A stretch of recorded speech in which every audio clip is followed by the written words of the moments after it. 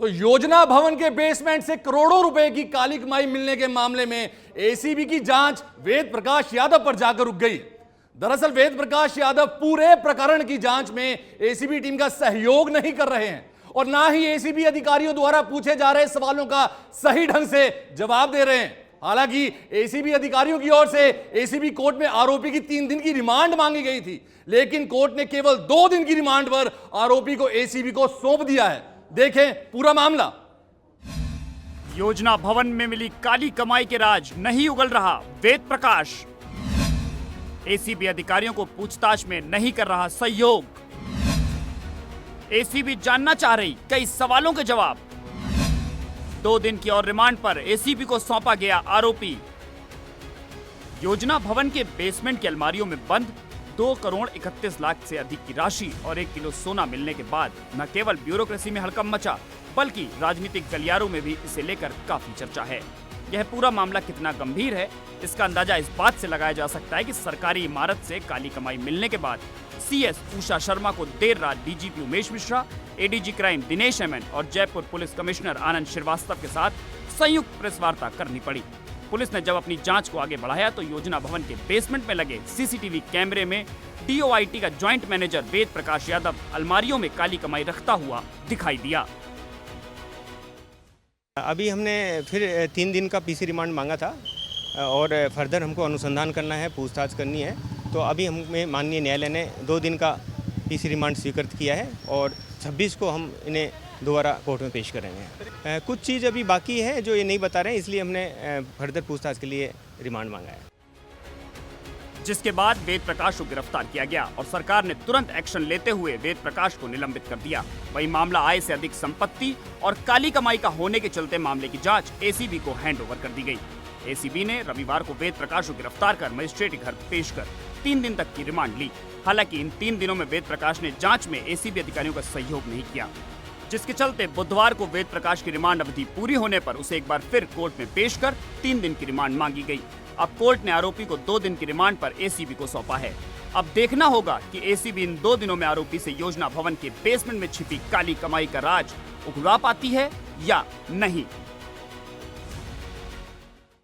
योजना भवन के बेसमेंट से करोड़ों की काली कमाई उजागर होने के मामले में जो आरोपी वेद प्रकाश यादव है उसको आज एसीबी की टीम एसीबी कोर्ट में पेश करने लाई थी और आप देख सकते हैं जो आरोपी है उसको पेश करने के बाद वापस ले जाया जा रहा है। एसीबी के जो अधिकारी हैं, जो एडिशनल एसपी हैं ललित शर्मा, उनकी ओर से कोर्ट में 3 दिन की जो रिमांड है वो मांगी गई थी आरोपी की और कोर्ट ने 2 दिन की जो रिमांड अवधि है वो दी है। अब 2 दिन और एसीबी मुख्यालय में जो आरोपी वेद प्रकाश यादव है उससे पूछताछ की जाएगी। और जिस तरह से अभी जो एडिशनल एसपी हैं ललित शर्मा, उन्होंने बताया कि कई पहलुओं को लेकर जांच अभी भी की जानी बाकी है। जांच के अंदर जो आरोपी है वो पूरी तरह से कोऑपरेट नहीं कर रहा है, जिसके चलते और जो जांच आगे बढ़ाने के लिए आज रिमांड की मांग की गई। 3 दिन की रिमांड एसीबी की ओर से मांगी गई थी और 2 दिन की रिमांड पर कोर्ट के द्वारा आरोपी को एसीबी को सौंपा गया है। अब 2 दिन में जो पूछताछ होगी उसके आधार पर जो तथ्य सामने आएंगे उन्हें ध्यान में रखते हुए जाँच को आगे बढ़ाया जाएगा। साथ ही इसमें विभाग के और कई अधिकारियों के नाम सामने आएंगे, उन पर भी एसीबी शिकंजा कसेगी, उन्हें नोटिस देकर पूछताछ के लिए बुलाएगी। कैमरा पर्सन हेमंत शर्मा के साथ विनय पंत, सच बेधड़क, जयपुर। कोटा के जवाहर नगर थाना इलाके में घर में घुसकर महिला की हत्या करने का सनसनीखेज मामला सामने आया है। आरोपी ने तलवार से एक के बाद एक ताबड़तोड़ वार कर महिला को मौत के घाट उतार दिया। आखिर क्या है पूरा मामला, देखें पूरी रिपोर्ट। तलवार से ताबड़तोड़ वार कर महिला कारोबारी की हत्या। आरोपी नरेंद्र महिला के पति का मौसेरा भाई। घर में छिपा रिश्तेदार। पेट और पैर पर कई वार किए। तलवार से हमला कर दिया। महिला ने खुद को बचाने की कोशिश की। दोनों के बीच जमकर संघर्ष हुआ। हमले में महिला के पेट और पैर में तलवार की चोट लगी। आरोपी भी चोटिल हुआ। मां की आवाज सुनकर 20 साल का बेटा पहुंचा। 18 साल की बेटी और पति भी आ गए। आरोपी को पकड़ भी लिया। घायल महिला को इलाज के लिए हॉस्पिटल लाया गया। खून ज्यादा बहने से भावना गौतम की मौत हो गई। आपको बता दें कि आरोपी नरेंद्र महिला के पति का मौसेरा भाई है। उसका घर आना जाना था। लंबे समय से महिला ने उससे बात करना बंद कर रखा था। महिला के परिवार वालों ने भी नरेंद्र से मना किया था, जिसके बाद आग बबूला होकर आरोपी नरेंद्र तलवार लेकर महिला के घर में घुस गया और फिर मौका देखकर महिला पर वार कर दिया। थाना जवाहर नगर क्षेत्र में तलवंडी इलाके में एक महिला को ऊपर उसी के परिचित व्यक्ति द्वारा उसके घर में प्रवेश करके और तलवार से उसके ऊपर हमला किया, जिससे चोटें आई थी, जिसको एक चिकित्सालय में भर्ती कराया गया था और दौरान इलाज उसकी देर रात मृत्यु हो गई है।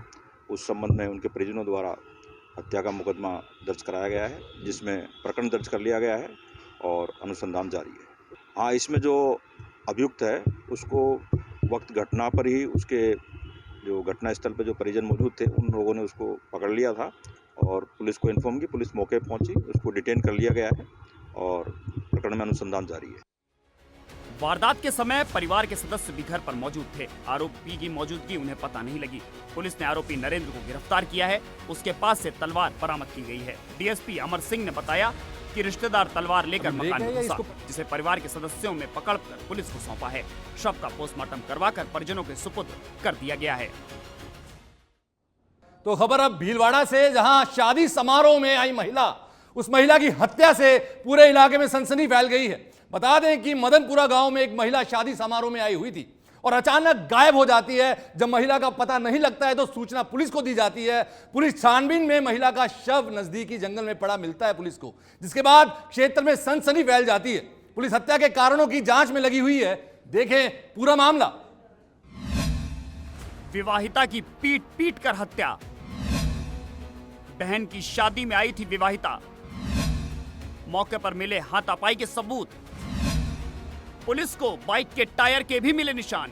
भीलवाड़ा में शादी में शामिल होने आई अपनी बुआ के घर एक 28 साल की विवाहिता का शव गांव के बाहर मिलने से सनसनी फैल गई। विवाहिता की बेरहमी से पीट पीट कर हत्या की गई। विवाहिता घर से निकली थी और देर रात नहीं लौटने पर परिजन उसकी खोज कर रहे थे। सुबह गांव के बाहर ग्रामीणों ने शव देखकर उसके परिजनों और पुलिस को सूचना दी। मृतक का पूरा शरीर खून से लथपथ हो रहा है और पूरे शरीर पर चोट के गहरे निशान हो रहे हैं। मामले की गंभीरता को देखते हुए पुलिस के उच्च अधिकारी भी मौके पर पहुंचे। साथ ही जांच के लिए मौके पर एफएसएल की टीम को भी बुलाया गया। इधर मिली जानकारी के अनुसार चौहानों की खेड़ी रायपुर निवासी मैना कंवर 15 मई को अपनी बुआ की बेटी की शादी में शामिल होने के लिए बागौर के मदनपुरा गांव आई थी। 20 मई को उसकी बहन की शादी हो गई थी और वह बुआ के पास ही रुकी हुई थी। बुआ के घर से कुछ देर में आने का कहकर निकली और देर रात तक उसके घर नहीं लौटने पर परिजनों ने उसकी तलाश शुरू की, लेकिन उसका कहीं पता नहीं चला। वहीं गांव के बाहर एक खेत के किनारे उसका शव खून से लथपथ मिला, जिसकी सूचना के बाद मौके पर ग्रामीणों की भीड़ लग गई। मृतक के चेहरे और शरीर के अन्य भागों पर चोट के निशान मिले हैं। अनुमान लगाया जा रहा है कि मृतका और हत्यारे के बीच काफी हाथापाई हुई है। उसकी बेरहमी से पीट पीट कर हत्या की गई। बहरहाल पुलिस अब इस मामले की सभी पहलुओं से जांच कर रही है।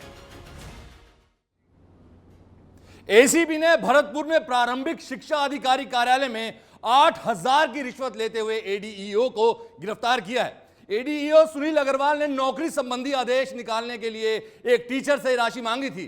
परिवादी की शिकायत पर एसीबी ने इस कार्रवाई को अंजाम दिया। देखें पूरी रिपोर्ट। भरतपुर में एसीबी का एक्शन। 8,000 की रिश्वत लेते शिक्षा विभाग के एडीओ को किया गिरफ्तार। परिवादी ने जयपुर एसीबी में दी थी शिकायत।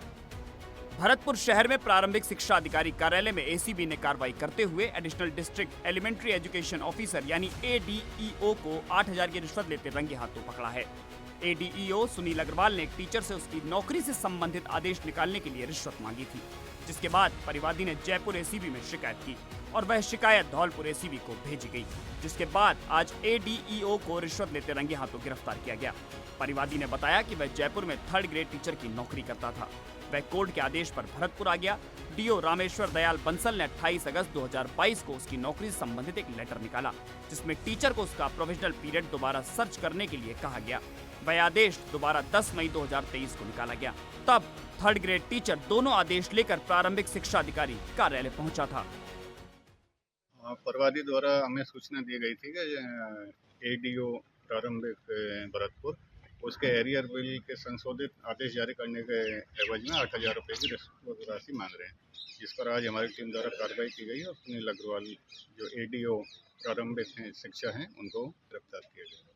तो शिकायत कब की थी? और शिकायत 19 मई को पेश की गई थी और जिस पर आज हमारे द्वारा कार्रवाई की गई थी। शिकायत करने के दौरान इसका मांग सत्यापन कराया गया था, जिसमें रिश्वत मांगने की बात सही पाई जाने पर कार्रवाई की गई। सर रंगे हाथ पकड़ा गया सर?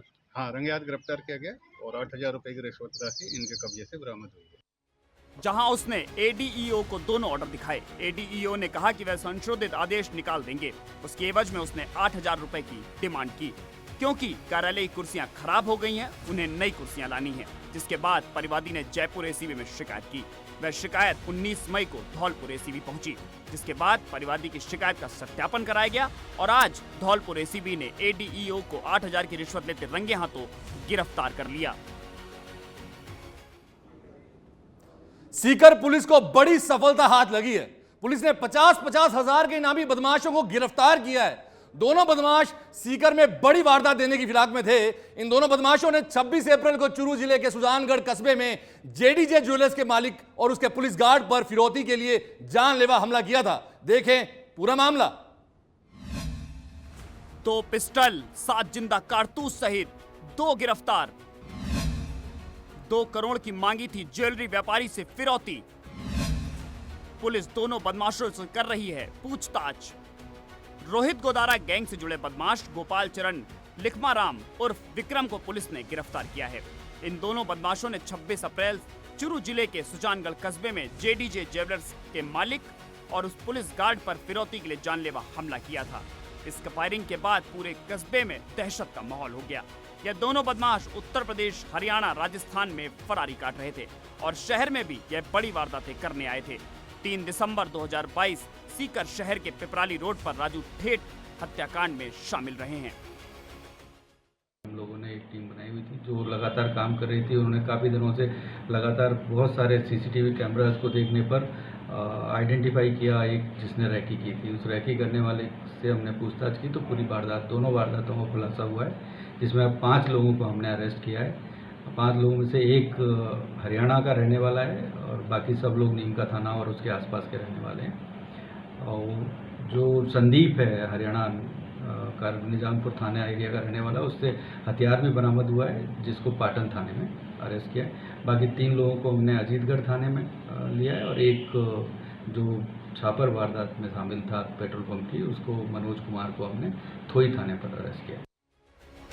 दोनों आरोपी सीकर शहर में 3 दिसंबर 2022 को राजू ठेठ और ताराचंद कड़वासरा की हत्या के षड्यंत्र में वांटेड आरोपी वीरेंद्र चारण के इशारे पर व्यवसायियों की ओर से फिरौती की रकम नहीं देने पर फायरिंग कर दहशत फैलाने का काम करते हैं। प्रकरण में दोनों आरोपियों से हत्यारों और फायरिंग की घटनाओं के संबंध में इन्वेस्टिगेशन किया जा रहा है। साथ ही आरोपी वीरेंद्र चारण की भी तलाश जारी है। दोनों बदमाशों से 2 पिस्टल, 7 जिंदा कारतूस पुलिस ने जब्त किए हैं। दोनों बदमाश सुजानगढ़ के रहने वाले ज्वेलर से 2 करोड़ की फिरौती मांग रहे थे और फिरौती नहीं देने पर बदमाशों ने पुलिस गार्ड ज्वेलर्स पर फायरिंग की थी। पूरे मामले का पुलिस अधीक्षक करण शर्मा ने खुलासा करते हुए बताया कि दोनों बदमाशों से पूछताछ की जा रही है। बहरहाल इन बदमाशों ने राज्य भर में कई वारदातों को अंजाम दिया है और इनसे कई खुलासे हो सकते हैं।